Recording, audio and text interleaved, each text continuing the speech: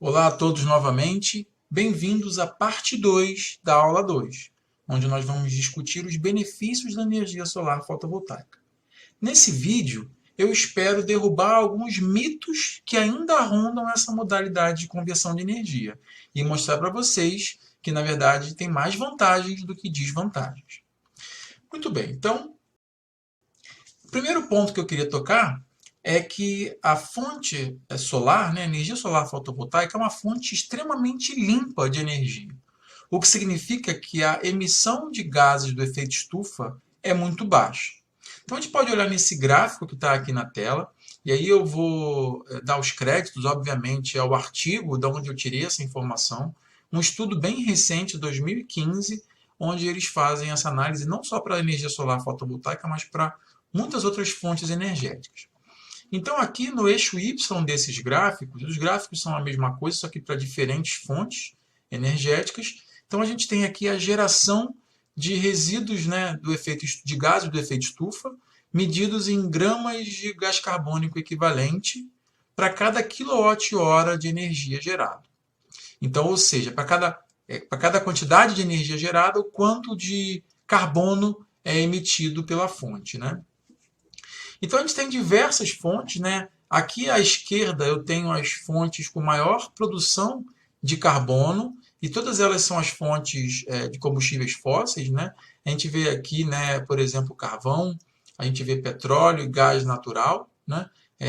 Aqui na faixa de 1.000 gramas por quilowatt-hora, né? Então da ordem de 1 quilo de gás carbônico equivalente para cada quilowatt-hora. Então, que é muita coisa, né?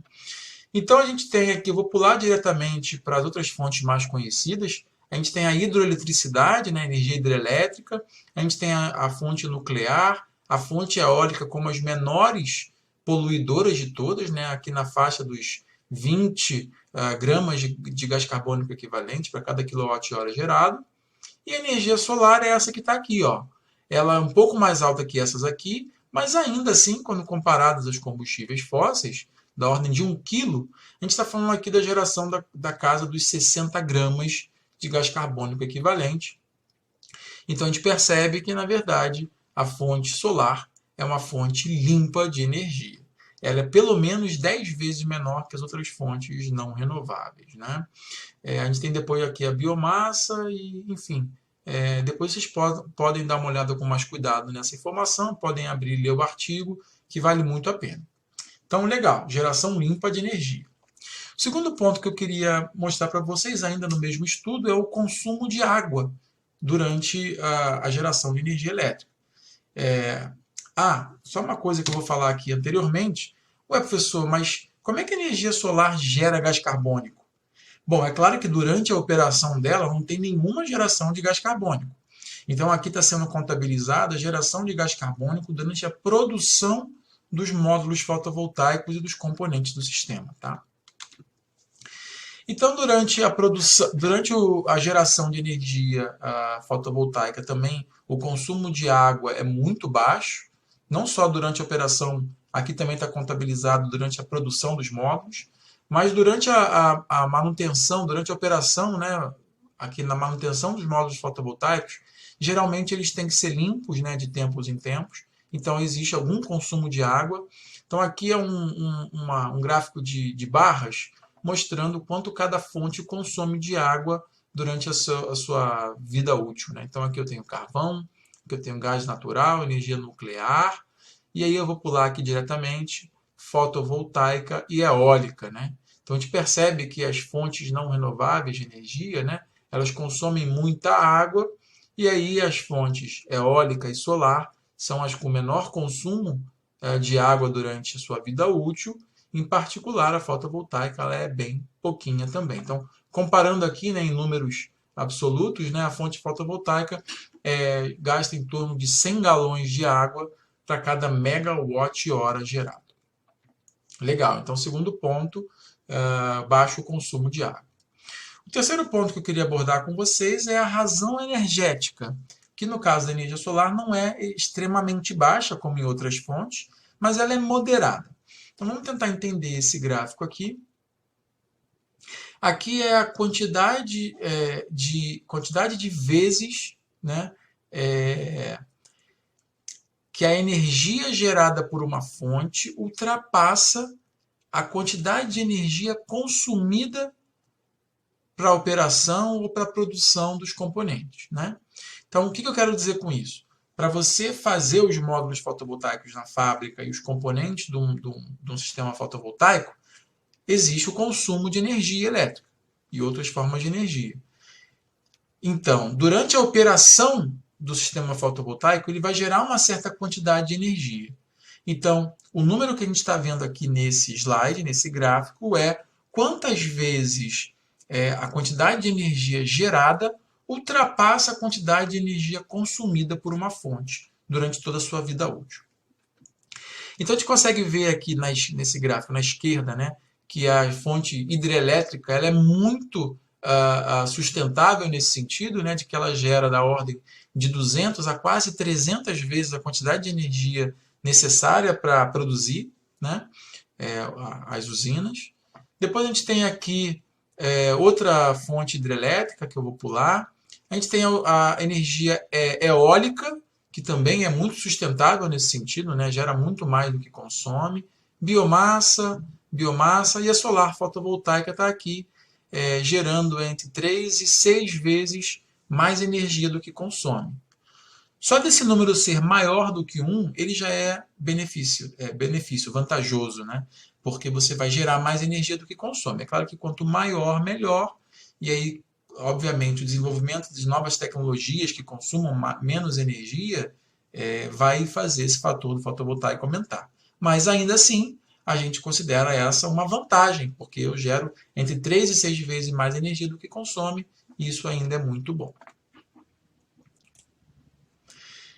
Bom, pouco uso de recursos naturais. Então, para você gerar um módulo fotovoltaico, né, você usa poucos recursos naturais. Então, aqui eu estou colocando o gráfico do mesmo estudo, colocando em anos, o equivalente em anos do que é necessário para pagar os recursos naturais durante a produção de energia no sistema fotovoltaico.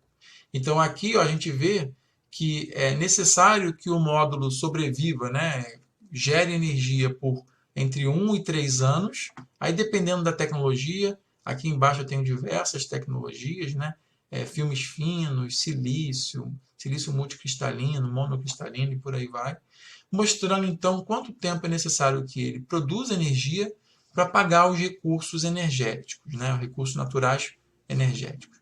Então, entre 1 e 3 anos.